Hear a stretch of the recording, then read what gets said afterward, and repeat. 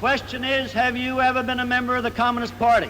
I'm framing my answer in the only way in which any American citizen can frame his Then answer you denied, to a question then which you, invades his, absolutely invades then his you right. denied, you refused to answer that question. Is that correct? I have told you that I will offer my beliefs, my affiliations, and everything else to the American public, and they will know where I stand, as they do from what I have written. Stand away from the stand. For Americanism for many years, and I shall stand continue away from the stand. Fight for the Bill of Rights, which you I'll are trying to take destroy. this man away from the stand.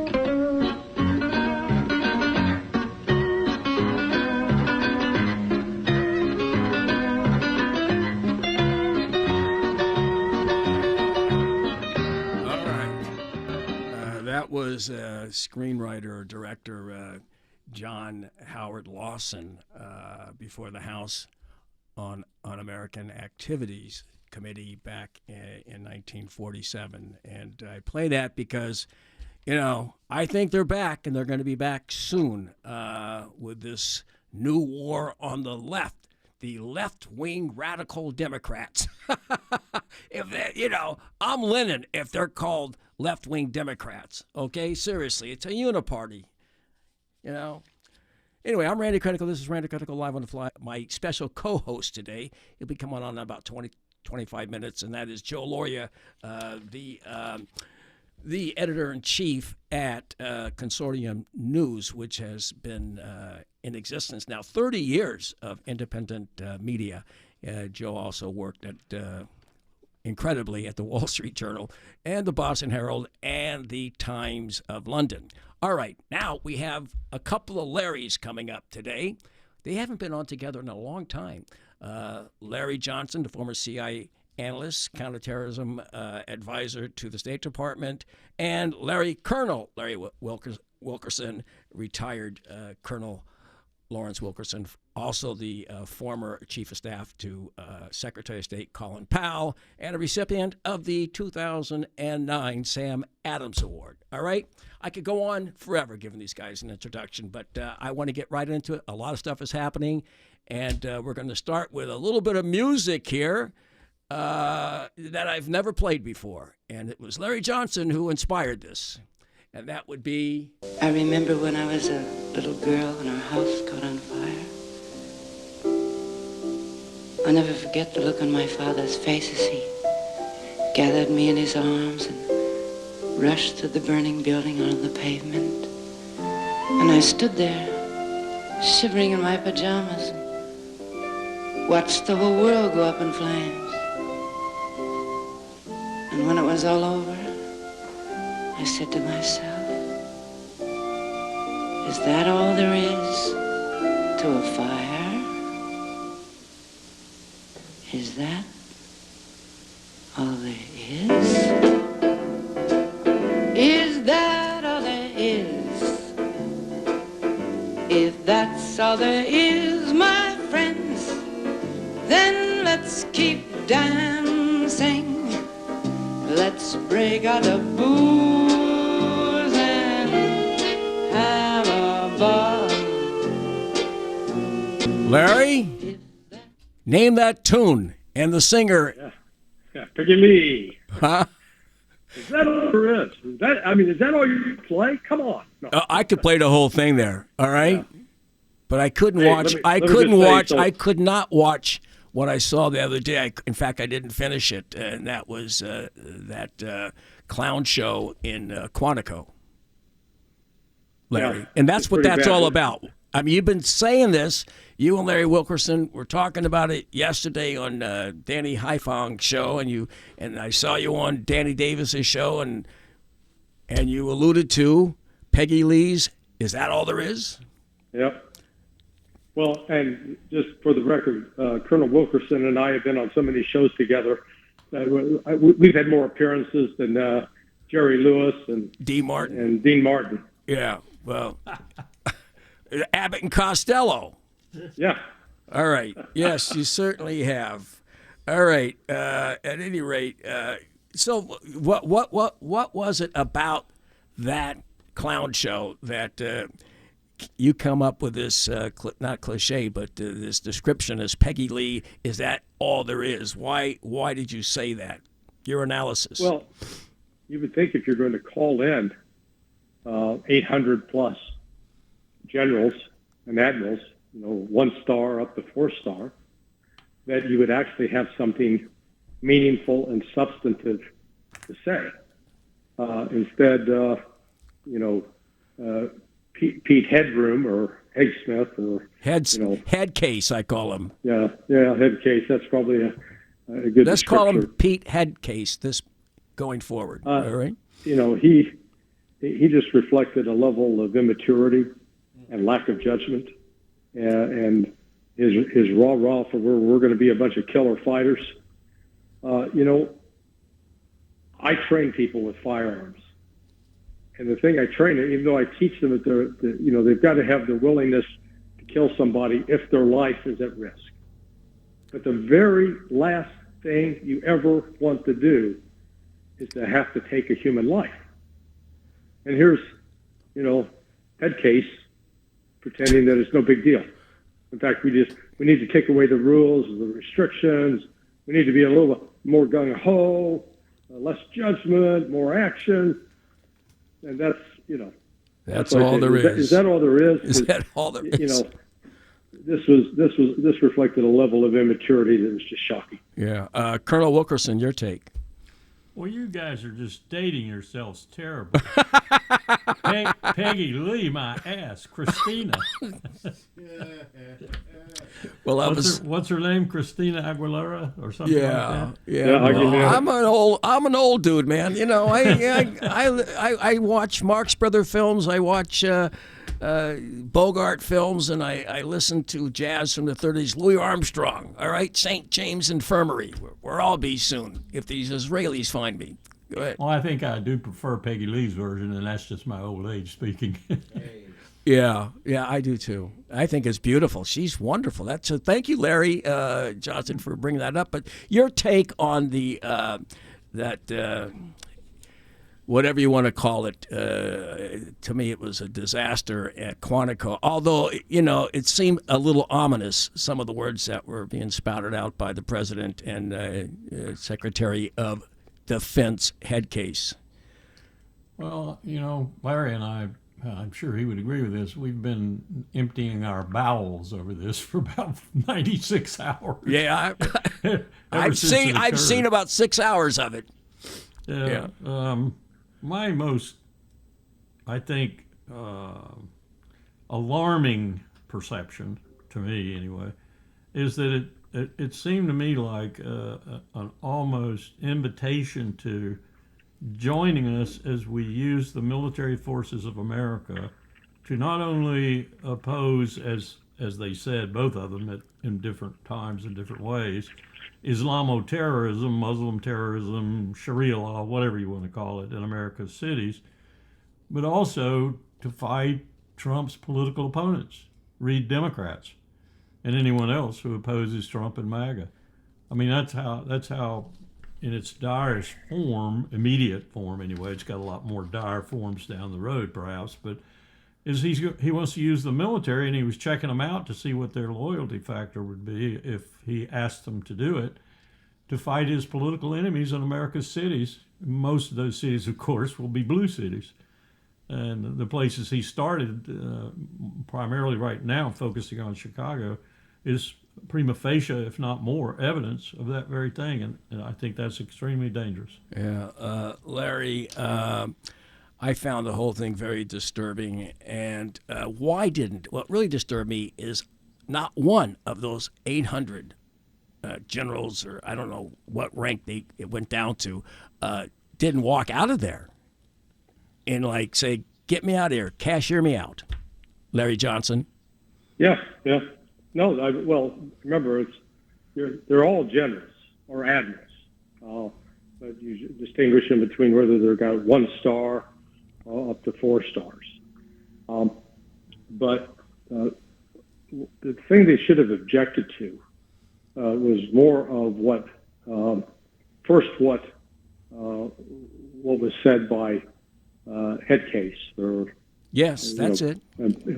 Secretary of War, regarding the oath they took, implying it's more like an oath to a president as opposed to actually upholding the Constitution.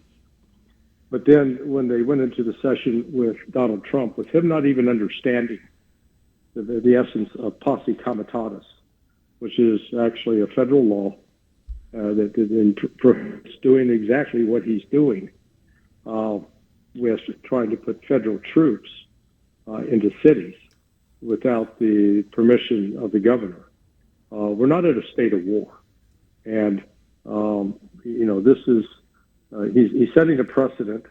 It's been used in times of war. It was used by Abraham Lincoln during the war. And in fact, it was in part because of the use of federal troops in American cities during the Civil War that the law regarding posse comitatus was passed. I believe it was in 1874. The next time you got federal troops put into a city is, I believe, when FDR put them into during World War II into Philadelphia. But it's a very bad precedent because the military mindset. If you go with the military mindset that Hegseth was talking about, which is combat, warrior, fight. Well, the very last thing you want to do when you're in law enforcement activities is fight and work on escalation. You want to de-escalate. You don't want to get into a big brawl with people. You want to avoid the brawls if you can. That's sort of the essence of law enforcement mentality. So I was very disturbed by it. And not, as you say, none of the generals walked out. None of them resigned their commission. So they're all just tacitly said, okay, we're going to go along with this. Colonel, do you think that Colin Powell would have sat there quietly and not said anything? No, but I don't think Colin Powell, he liked Colin. There's a story behind that, too. You ever heard that story? No, I'd like to hear it. I mean, we've got music. We like to hear stories like that. Well, his family was British and Scot. They came from Jamaica, but their heritage was British and Scot. And so they named him Colin. Along comes World War II, and a pilot by the name of, and he said Kelly, who goes out to B-17 and becomes one of the first heroes very early, right after Pearl Harbor, with regard to the Pacific War. And so from that moment on, he told his mom and his dad, I am Colin, not Colin. And it stuck. Well, to the issue you were just talking about, the Judge Napolitano, had what I think was a brilliant op-ed in the Washington Times. Brilliant, I say, but understood by probably less than 1% of Americans. And what he talked about was James Madison's interpretation of, and significant battle. He was the father of the Constitution, after all. And I don't think that's a title ill-given or even loosely given. Responsible for the first 10 amendments and responsible for the concept called federalism. And federalism has at its heart, security belongs to the states and to the people. Let me say that again. Security belongs to the states and to the people. Only when you put the entire thing together and call it a federal republic with democratic tendencies, which is what we are, the most prominent of those tendencies being elections periodically. The moment you put all of that together and assign a military, build a military, and assign a chief executive to command that military, you have walked out of that realm, but you're okay doing that if the threat is external. If the threat is internal, other than extreme emergencies, which are also expressed in the Constitution in very clear language, other than that, security belongs to the state and to the people. And there's a very good reason for that, because Madison and the others who were of Madison's mind, like Jefferson and even Adams, thought that that was the clearest way to tyranny. Absolutely the clearest way to tyranny. Madison said that over and over again in the Federalist Papers and elsewhere. The surest way to tyranny is an executive who has the military at his beck and call and uses it domestically. Surest way. And he can build his way through war into that. That was another dangerous thing about it. But when you think about it for a moment, you nullify the very essence of what our Constitution stands for as amended when you take security and give it to the federal government. But that's what happened in spades, and this is why I don't blame Trump completely for this, post 9/11. My president, George W. Bush, took that concept and called it balderdash and threw it in a trash can and said, I will do anything necessary to keep this nation secure. Anything. And as people were saying at the time, quoting Franklin and misquoting him a lot of times, but essentially saying what Franklin intended to say, which was those who will give up their liberty for security shall have neither. And that's what the judge was saying in that article. It's a brilliant article, but like I said, 99% of Americans wouldn't understand a word of it. Well, yeah, I saw him upstate along with Joe Lauria and a few others, about 12, Scott Ritter, deliver a real barn burner speech about that. And he brought up Madison.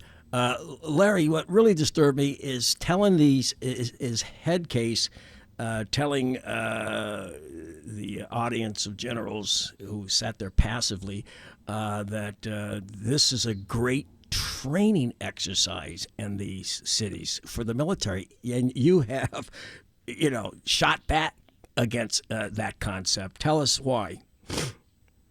Larry Johnson. I couldn't hear that last part. I mean, Say that again. I said that being he's talking about it, this is a great training exercise for the military going into the cities. And you said a couple of times it's not what they do. You know what I mean? Yeah. They don't go in there for that. Yeah, I mean, I've drawn the comparison, and then Colonel Wilkerson's getting tired of me of hearing me say this, but if you got a couple of cops sitting in a car, they're down on Broadway, and they observe two guys who they believe are drug traffickers, and they see them pass something to someone, and they see that someone giving them money, the cops are not entitled to get out of the car and start shooting them. They can't kill them because they've not actually established that they've committed a crime, because in the United States, you always, in theory, operate under the principle you're presumed innocent until proven guilty by a jury of your peers. So the police mentality is you try to arrest, and if they go out and try to arrest the guys, and they then pull a weapon, a gun, knife, whatever, to try to attack the police, then at that point the police are justified in using force. The military activity, though, is one of escalation in the face of resistance or opposition. And, what we've seen of late with Trump, they just blew up another boat off the coast of Venezuela today. You gotta be kidding. That, in my view, is a criminal act. It's a violation of what even the U.S. military is trained to do, because U.S. military is not trained to just shoot. If you think some people are bad, shoot them. You've got to be able to at least establish that they pose a threat to you, that they could potentially take your life, that they are in fact armed. That's one thing. But so the complete difference in how the military mindset going into the city, the only real justification under the Constitution to put federal troops into a city is under the Insurrection Act.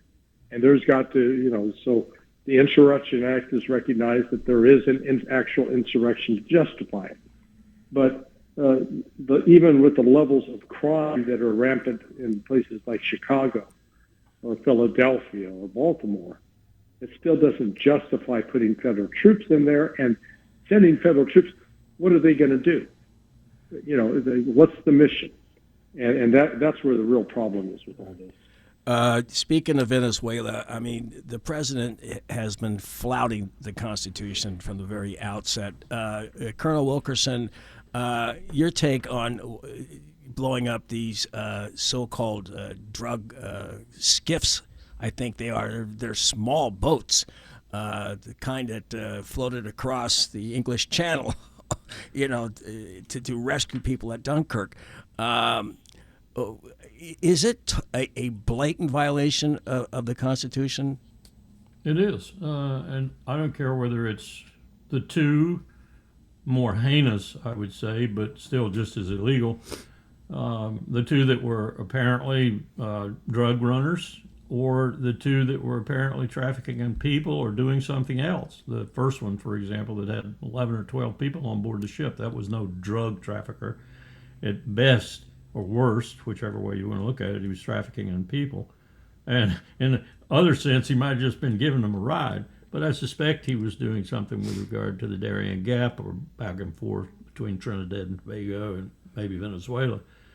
And it's the same thing, just as Larry was implying, that if I were down on New York Avenue in Washington and I was a D.C. policeman, my buddy and I are walking up on a guy selling cocaine, and the line down New York Avenue is, 100 people long, and he's got cash at his feet, and you can see the cocaine.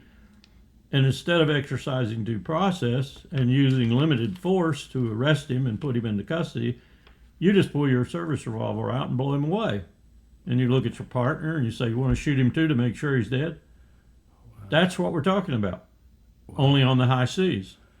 And it's just as dastardly and illegal and a war crime on the high seas as it would be a crime in D.C. for a policeman to do that. There's no difference in the two situations, except it's the military, it's on the high seas, and it's even more egregious in my mind because I happen to be 31 years a member of that military, and I hate to see it corrupted that way. Larry, John. And that's what I would say about that assemblage there, if I didn't say it already. Randy, I've said this so many times now, I don't know whom I've said it to and who I haven't. But the female who commands Southern Command was in that audience. Yeah. And she didn't say a word. Well, I'm going to play something for you two guys here. Now, I think it's the same. I forgot her name, but I do have a clip that I played last year of the woman who was in charge of South Command back then, and maybe she still is. But this is, you get a sense of where she is in all of this. We're going to play this, Reggie. This region is so rich in resources. It's off the charts rich. And they have a lot to be proud of. And our competitors and adversaries also know how rich in the resources that this region is. 60% of the world's lithium is in the region. You have heavy crude. You have light sweet crude. You have rare earth elements. You have the Amazon, which is called the lungs of the world. You have the 31% of the world's fresh water here in this region. And there are adversaries that are taking advantage of this region every single day, right in our neighborhood. And I just look at what happens in this region in terms of security, impacts our security, our national security in the homeland and in the United States. Randy. Yeah, Larry. Yeah, okay. I just looked it up. She's no longer there. It's now Alvin Holsey. Okay. But, I mean... But I'm glad I'm aligned her. But Larry, Colonel Wilkerson's point is exactly right.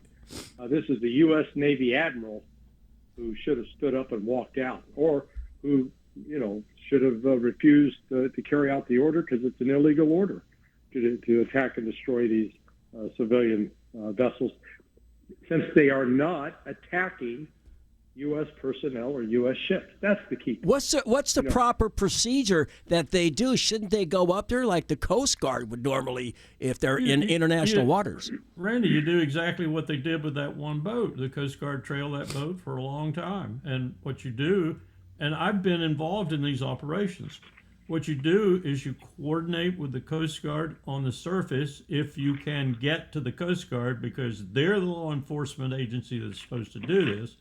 With the surface Navy, if you can't get the Coast Guard there quick enough, the surface Navy, and Randy, I was even one time in the Mona Passage when the Cubans did this for us. They apprehended the boat and turned it over to the Coast Guard. Another time they got it, I think it was in the Windward Passage, they apprehended the boat, they handed it over to a Navy destroyer. The Navy destroyer then handed it over to the Coast Guard, and the law enforcement function of the Coast Guard was performed, and everything was copacetic, and we got the drugs, and we got the people. Right. That's the way you do it legally. You don't blow them out of the water. Larry Johnson. Yeah, no, I agree. It's, if you're trying to stop drug trafficking, and all you do is intercept one shipment, they'll find another way. I guarantee you, if that first boat, well, let's Is there any proof that those were drug traffickers? No, none. But apart from that, the story is ridiculous. So from the north coast of Venezuela to the southern coast of Florida and the Keys, that's the southernmost part of the United States. That's 1,300 miles. Right. That cigarette boat they blew up, the first one, that had 4 outboard engines. With the fuel on board that boat, it can go about 220, 250 miles. Okay, so it's 1/5 of the way to the United States. You then have to refuel. Well, the fuel alone, if you're going to do 4 more refuels, that means you're going to have 40 5-gallon jerry cans. So the number of jerry cans alone that you'd have to have on board, or the logistics involved in trying to find some intermediate stops to refuel all along the way, it's just absurd. It's too, if you're trying to make money, if you're a drug trafficker, you're not trying to see how much you can spend. But then again, they had 11 people in the boat.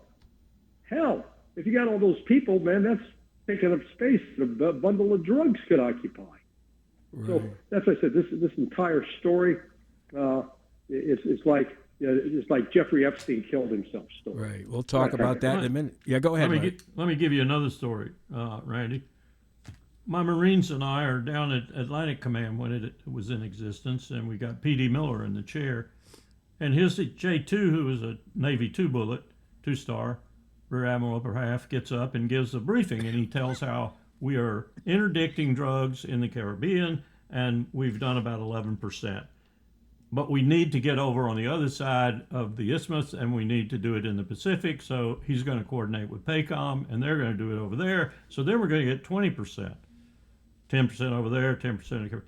One of my Marines raised his hand and said, Admiral, looking right at PD, not the 2-star briefing, Admiral, tell me what's going to happen when, and I'm not saying that this is going to be effective enough for this to happen, but let's just assume that your 11% is effective enough to make them not want to use either the Caribbean or the Pacific. Where do you think they're going to go? And the Admiral looked at him and said, Colonel, I'm not sure I get your point. And the Marine Colonel, Lieutenant Colonel said, I'm telling you they're going to go up the landmass of Mexico. You're going to corrupt Mexico. You're going to give all those Mexicans drugs that are along that land route, et cetera, et cetera. It's going to be terrible for Mexico. I don't think the Admiral got his point, but that's exactly what happened. Wow. Where is this leading, Larry Johnson? Is this a precursor to some kind of land invasion, pounding artillery shells into Caracas? I mean, dropping a bomb on Maduro's palace. I mean, where is this the precursor of that? What does this all mean? What does it augur? Well, the goal is regime change. So I think maybe the initial hope was that by flexing this military muscle, that we would put enough fear into some members of the Venezuelan military that it would convince them to rise up and overthrow Maduro. Usually that doesn't work. It actually has the exact opposite effect. It rallies people around the leadership, it strengthens support for Maduro.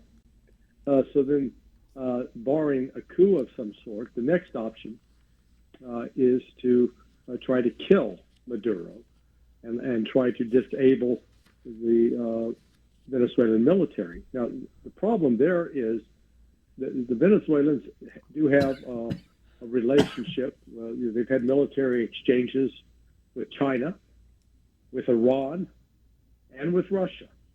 I do understand that they have a particular an air defense system comparable to the Russian S-300 that is Chinese made. I believe it's called something like the HB-9. They have shore-to-ship missiles from Iran that could be used to target U.S. ships. If the United States is foolish enough to put troops on the ground, I think we're likely to see significant casualties because the road access to go from the coast where the airport is or any of the ports and then head in north up the mountain road into Caracas. It's ambush heaven. You've got so many different areas where you can carry out ambushes and hit troops moving really along a narrow road. So that leaves conducting a massive bombing of some sort, which, as we've seen in the past, bombing may feel good, but it doesn't really solve anything. Yeah, they have a long border with Brazil and Colombia, and they have in the Gulf of America or Gulf of Mexico, whatever. There's you got Gustavo Petro, is it? I think yes, over in Colombia, yes. And he's not exactly a friend of the United States. Right. Yeah. Well, go ahead. Expand on that, Colonel, about how difficult it would be to send a ground invasion into that country, considering all the countries around them. You'd be insane to do that. Absolutely insane, especially when you've got such a commitment in the Levant right now and a potential commitment, although Trump keeps trying to back away from it, in Ukraine and elsewhere along that arc. We're making a mess up around Kaliningrad. We're making a mess up around the Barents Sea. We're making a mess up around Svalbard Island. We are making a mess in the Giayuki Gap with what we're doing with our submarines. Americans don't know any of this. We're doing all kinds of things along this arc I described before, from the Arctic Ocean all the way down to the North Arabian Sea, that Americans have no idea we're doing. Randy, I'm not even sure Donald Trump has any idea of what we're doing. I think he's insane. I mean, I don't know. He doesn't read. He doesn't read at all. He doesn't know history. In fact, can one of you two please tell me the 7 wars that he has brought to an end? I'll send you both to Disneyland if you can come up with half of them. Please tell me. Larry, that's the HQ-9B and E, and the E is a fabulous system according to this write-up. Yeah. Okay. Yeah, well, let's give Trump credit. I mean, he settled the war between Azerbaijan and Albania. Yeah, I saw that. Yeah. And Fredonia and the Marx brother country, Fredonia, yes. And I understand today he added Israel with this latest agreement with Tony Blair in charge. Yeah. Oh, my God. We're going to bring in... Yeah, go ahead. I was just saying, see if you can find Azerbaijan on the map. It said, Azerbaijan, Azerbaijan. Oh, yeah, and Albania. Did you see the video? It's actually Macron was with the President Aliyev of Azerbaijan and the President of Albania, and he was laughing at him, said, "Yeah, I didn't know you two were at war." They thought it was hilarious. Wow. Trump was just so screwed up. It was pretty funny. Yeah, he is. He's a laughing stock. He really is. He's a laughing stock. But he doesn't know it.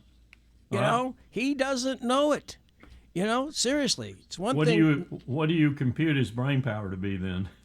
Below 100 IQ, way below 100. All right, so we're going to bring Joe Lauria in. Joe, you have some follow-up questions? Joe? Is Joe there? Let's see. I show him on my board. Yeah. All right. I'm sorry. My fault. Can you hear me now? Yes, now we can hear you, Joe. You've been listening to, Well, you so too. do some follow-ups on what we've been talking about here. Yes. Well, I was expecting to bring in Scott Ritter. I No, think Scott Scott is Ritter's busy. coming on at 4. Oh, I see. Yeah. Okay. I misunderstood that. Well, it's great to hear you guys discuss these stories. I wonder, um, about Trump. I want to ask both of you about the construction of detention centers throughout the United States and this new decree or executive order about naming left wing groups as terrorist organizations, supposed left wing groups. I mean, I gave a talk. Randy referred to Right. the meeting we had up in Kingston, and I gave a Right. talk about whether, in fact, he is a fascist. And I think this is an overused word to smear people with, and we have to be careful to define it properly. One of the things I think you need to we've seen in the history of fascism is an actual left wing to fight against.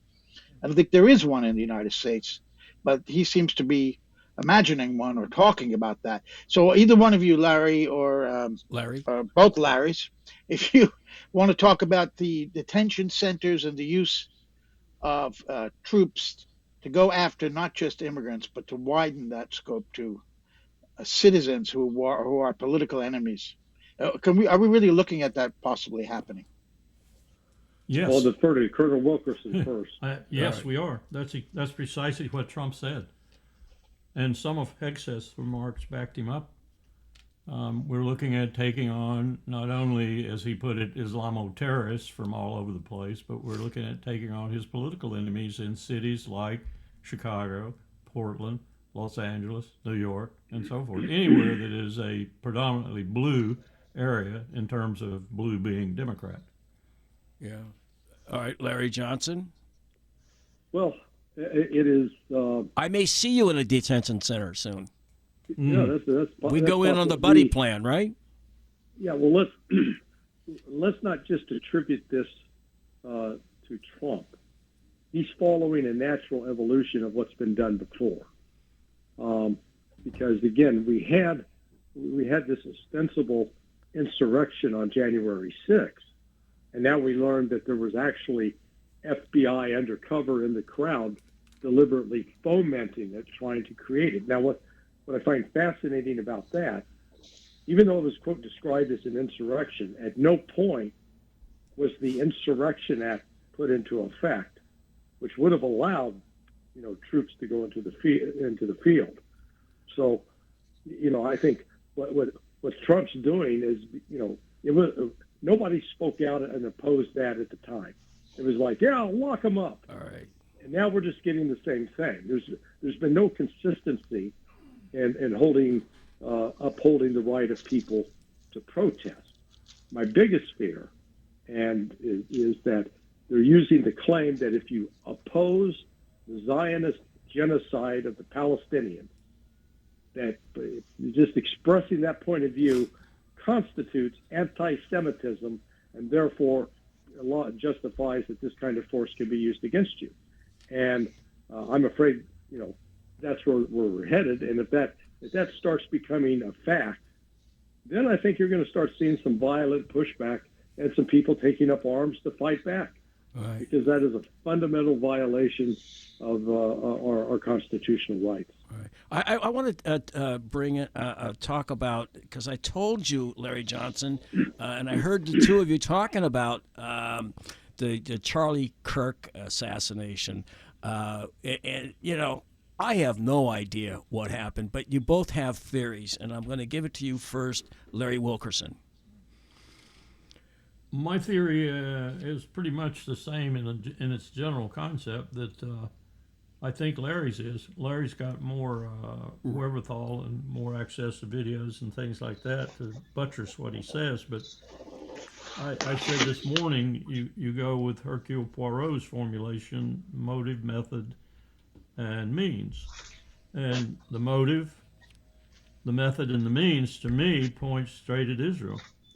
And straight at Bibi Netanyahu for having ultimately authorized it, because if you put everything together in terms of the surrounding milieu, that's what comes out first for me, and that's also what comes out of the 6-page letter and out of different people's testimony about it, about everyone from Tucker Carlson to others who've commented on the assassination and the reason for it, although no one really will come out and say that it was Mossad or some other entity. Could have been some private shooter hired by Israel. But I can't come to any other conclusion, just as I can't come to any other conclusion after studying the Warren Commission and many things that have been written about it, that there wasn't a conspiracy to kill Jack Kennedy and that it wasn't very successful. It was very successful, including to get the Warren Commission to whitewash it completely. And I think this one will be, I don't think we'll ever know who killed Charlie Kirk. I mean, Larry, you have done a complete dissection of all of the information that has been distilled from the FBI and by local law enforcement. Why don't you kind of lay it out, the issues that you have with what we're seeing officially, Larry Johnson? Both Colonel Wilkerson and I try to deal with the facts. We'll identify what we think is, speculative. The first fact is it was not a 30-06 round of ammunition, a bullet fired from a Mauser, a vintage Mauser, despite, the claim of the FBI and the local police.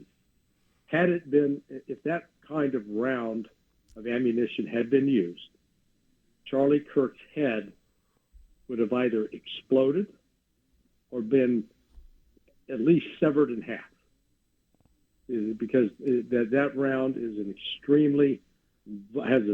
carries an enormous amount of force, travels between 2,500 and 3,000 feet per second. Whoa! So the round that hit Charlie and killed him instantly entered the body, created something that's called cavitation, which is, think of it as a minor, an explosion going off inside your body that instantly destroyed the heart, which explains why, even though he had a wound, visible wound where the carotid artery is, there was no arterial spray coming out of it. What we also know factually, according to Candace Owens, and Candace was one of the early workers with Charlie in setting up TPUSA. Her and Charlie got flown on Sheldon Adelson's aircraft on a private tour to Israel back in the day, when she was at one point considered herself very much a supporter of the Zionist cause. According to her and her conversation with Charlie Kirk, Kirk had told his both Zionist supporters, some were Jewish, some were Christian, that he was no longer going to continue accepting money that was being pushed by them because it came with too many strings attached. And that was just 2 days before he was killed. So that's at least a coincidence. But apart from that, there's been no firm evidence released that proves that the Tyler Robinson was the shooter. Lee Harvey Robinson, I call him. Yeah, well, and the other factor that is sort of weird is that just 2 days ago, Kash Patel announced that they were breaking relations with the Anti-Defamation League, apparently for several years. ADL has been training FBI agents, and ADL had placed Charlie Kirk and his organization on there as an extremist group. And who did Kash Patel send to head up the investigation in Utah? Well, it was an FBI agent from Connecticut. And it turns out that FBI office in Connecticut they share an office with ADL. Yeah. So it's like, really? You send the guy that's got a daily working relationship with ADL, and that's who goes out to head up this investigation? Again, just coincidence.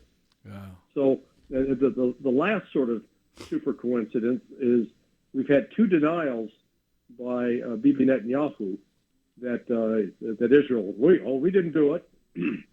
And then that was topped off with 2 days ago, Bibi Netanyahu appearing with all of these American influencers, a couple of them proud Zionist Christians, and where Bibi Netanyahu admitted he's paying them $7,000 for every post they put up that's positive about Israel. That is a clear violation of the Foreign Agents Registration Act. All of those influencers need to register, or they're doing something illegal. But here he's clearly admitted they're spending enormous sums of money to try to influence the American attitude with respect to Israel.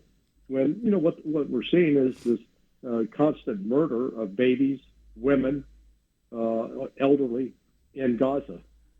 Yet the Zionist tendency is to blame it always on Hamas. Wow. Joe Lauria, you want to jump in? Yeah, I just want to say that's the easy part for Israel, to kill the children. The hard part is winning public opinion now. And I think that war is more important to Israel at the moment because they see how they're losing. We saw that in the New York Times poll the other day. I mean, it's a complete loss of support. Even in Congress, the New York Times had a piece yesterday talking about the lowering support in Congress for Israel. They have to somehow shore that up. And I think that it's interesting that they would go after the ADL, which is, of course, an ally of Israel in spreading the idea that everybody's an anti-Semite and everybody has to be shut down. You said that they would go after people because they are critical of Israel or supposed anti-Semites, not for being leftists. So there's a contradiction there that they will even go after the ADL. I guess that's how much this Charlie Kirk murder is important to them. But I just wanted you guys to comment on how important is the PR war for Israel now? Is it more important than continuing a war not against Hamas, because I don't think they want to defeat Hamas, because once they defeated Hamas, the war has to end. That's what they say the war's about. It's not that. It's about the ethnic cleansing, of course, and the expulsion of the Palestinians from Gaza. So they don't really want to defeat Hamas at this point. But how important is the information war now to Israel in relation to the military war? Larry Wilkerson. It's essential, but I don't think Bibi Netanyahu puts it ahead of war with Iran, and that's the next event that's going to be cataclysmic. Right. So I do want to go ahead, Larry Johnson, because I do want to talk about. Well, so all four of us are of the age that when we were growing up, or in early teenage years, Paul Newman and Exodus, man, that was what was shaping our attitude and vision towards Israel. It was the quintessential David versus Goliath story, and it became sort of, I think, the foundation for American attitude. But the new generation, the 30 and under, they're not buying it. I agree with Joe that it is this PR war. I would say they've already lost it. There's no way they're going to win it back, particularly if it's true that Israel just recently loaded its submarines with nuclear weapons that they intend to launch against Iran. If Israel becomes the second country since the United States to use an atomic bomb, a nuclear weapon, then their fate as a country will ultimately be sealed, because that will be the ultimate Pyrrhic victory for them. Well, for all of us, wouldn't it, Larry Wilkerson? Well, yeah, I think so. And I'm worried about that in several respects. We are pushing, the Europeans in particular are pushing, but Trump's being no help.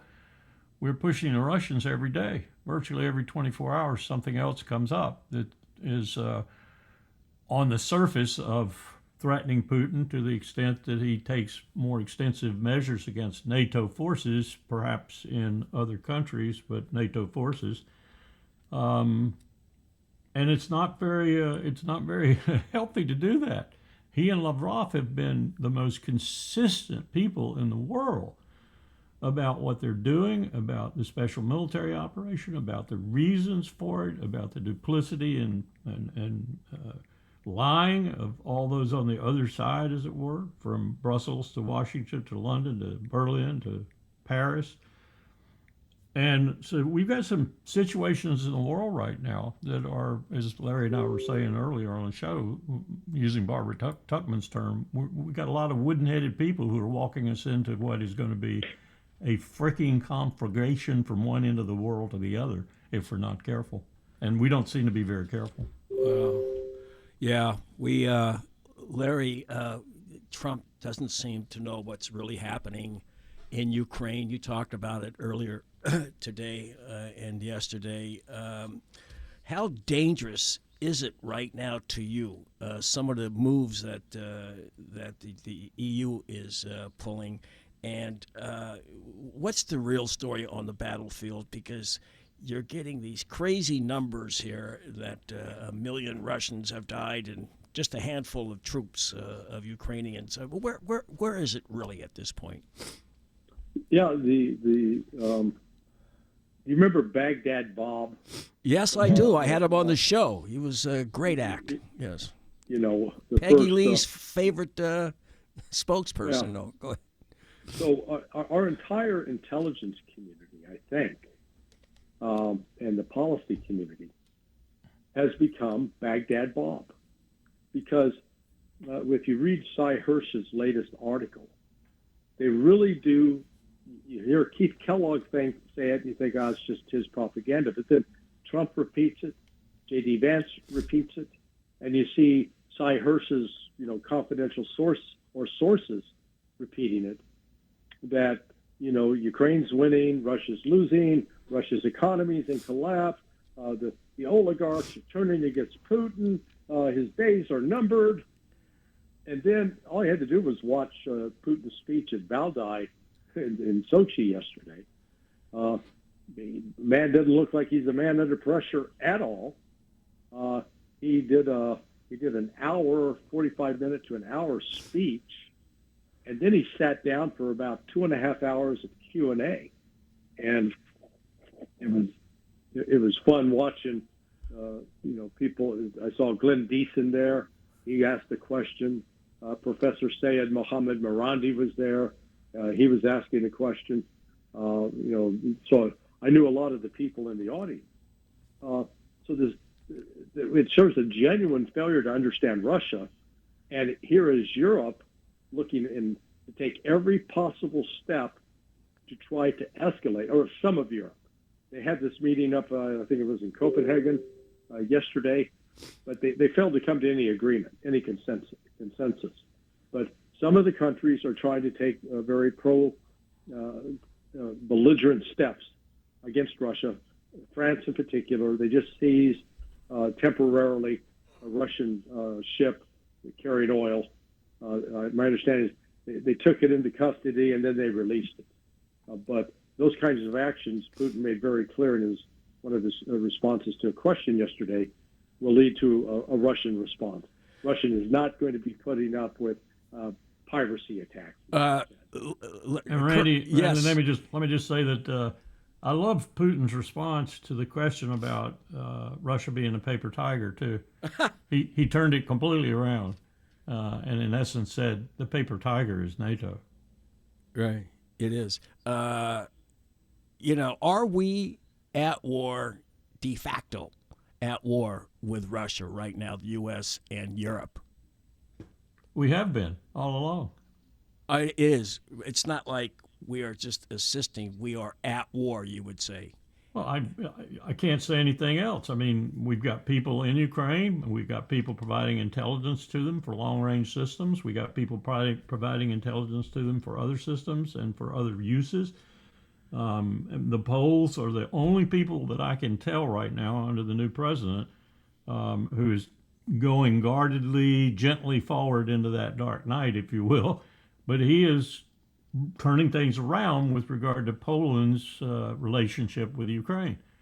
Introduced a law in the legislature that will outlaw the presence or the influence of the Azov people in Poland, and is looking at some other moves that will bespeak sanity for ostensibly, and not it's ostensibly, really, I actually think Poland is very critical to this entire conflict. Take Poland out of the fray. And you got to be very careful. He's got to be very careful because Trump is so volatile that he might screw up Poland's relations with the United States, and that would be rather disastrous for him politically and probably ultimately for Poland. But he is showing that he understands the situation, the way Viktor Orban understands the situation, the way the president of Slovenia understands the situation, and the way others in Europe, if they would just check their sixes and their flanks, would begin to understand the situation. But they are so eager to have their vassal state affirmed with regard to Washington, and particularly with regard to Trump, that they won't do anything. And the three economies of Europe that count, Germany, France, and Britain, are collapsing. Yeah, economically collapsing. Yep. Wow. All right, Larry Johnson, we have 2 minutes left. I'll give you the last 2 minutes here. Well, we are on the verge of dual military actions in terms of, we talked earlier about the attack on Venezuela. You got 4 missile destroyers parked off the coast. You got 1 cruiser missile launcher off the coast. You got 3 amphibious vessels capable of landing 5,000 Marines in total. You've got the movement now of refueling tankers, KC-135s, to Al Udeid Air Force Base in Qatar. That's, it's not like they're short of fuel over there. Those aircraft go there for a specific purpose, to refuel combat aircraft that are going to be flying somewhere to bomb or shoot something down. Despite Trump's aspirations to win a Nobel Peace Prize, he's setting himself up to be one of the bloodiest presidents in American history. Wow. All right, Colonel, you get the last minute here. Tell me something good, some good news in the last minute. Some good news? Yes. I'll be 81 years old in 2 months, and I'm not dead yet. I'll see. We're going to do a special show for your birthday. Seriously. I want to thank both of you, Larry Johnson, Sonar 21, Larry Wilkerson, who's everywhere, indefatigable. And when he's not doing podcasts and radio shows, he's out there trout fishing. Right? Try to be. Yeah. All right. Thank you guys so much for a very quick hour. This is the quickest hour that time goes by quickly, and today it actually mock speed. All right, Joe, you stick around with us? Man. Huh? Take care. All right. Thank you, guys. And here is Country Joe and the Fish. Well, come on, all of you big strong men. Uncle Sam needs your help again. Got himself in a terrible jam way down yonder in Vietnam. Put down your books and pick up a gun. We're gonna have a whole lot of fun. And it's 1, 2, 3. What are we fighting for? Don't ask me, I don't give a damn. The next stop is Vietnam. And it's 5, 6, 7. Open up the pearly gates. Well, there ain't no time to wonder why. We're all gonna die. Now come on, Wall Street, don't be slow. Man, this is war a go-go. There's plenty good money to be made, supplying the army with the tools of the trade. Just hope and pray that if they drop the bomb, they're dropping on a Viet Cong. And it's 1, 2, 3. What are we fighting for? Don't ask me, I don't give a damn. The next stop is Vietnam. And it's 5, 6, 7. Open up the pearly gates. Well, ain't no time to wonder why. We're all gonna die. Now come on, generals, let's move fast. Your big chance is here at last. Now you can go out and get those reds, cause the only good commie is one that's dead. And you know that peace can only be one when you're blowing while the kingdom comes. Sing it! 1, 2, 3. What are we fighting for? Don't ask me, I don't give a damn. Louder! It's Vietnam. And it's 5, 6, 7. Open up pearly gates. Well, ain't no time to wonder why. We're all gonna die. This is people, I don't know how you expect to ever stop the war. You can't sing any better than that. There's about 300,000 of you fuckers out there. I want you to start singing. Come on. And it's 1, 2, 3. What are we fighting for? Don't ask me, I don't give a damn. The next